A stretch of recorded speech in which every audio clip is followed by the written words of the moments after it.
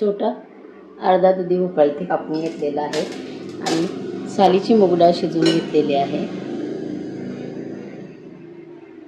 झटपट होणारी भाजी आहे। सालीची मूग डाळ ही अतिशय पौष्टिक आहे, तर दुधी भोपळ्यामध्ये नक्की बनवून बघा। 1.5 टीस्पून मी घातलेला आहे तेल कडकडीत गरम झालेला आहे। अर्धा टीस्पून घालायची आहे राई,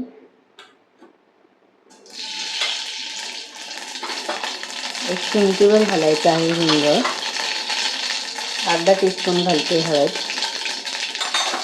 कापून घेतलेला दुधी भोपळा,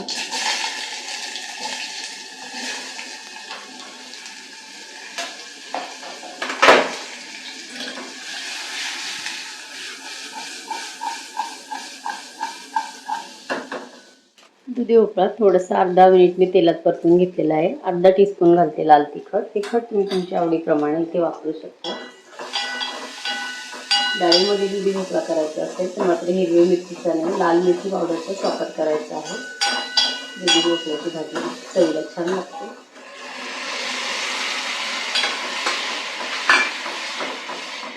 गरम पाण्याचा वापर करायचा आहे भाजी बनवताना। चवीपुरतं घालायचं आहे मीठ।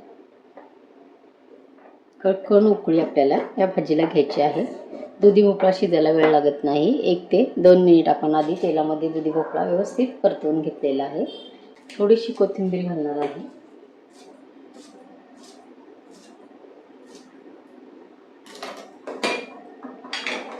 दुधी भोपळ्याला खळखळून उकळी आलेली आहे, यापेक्षा जास्त आपल्याला भाजी शिजवायची नाही। पातेलं गरम असतं त्यामुळे राहिलेली भाजी आपली गरम पातेल्यामध्ये एकदम बरोबर पद्धतशीर जशी आपल्याला हवी तशी तयार होते, त्यामुळे जास्त शिजवायची नाही। दुधी भोपळा आपला इथे तयार झालेला आहे। या पद्धतीने नक्की करून बघा।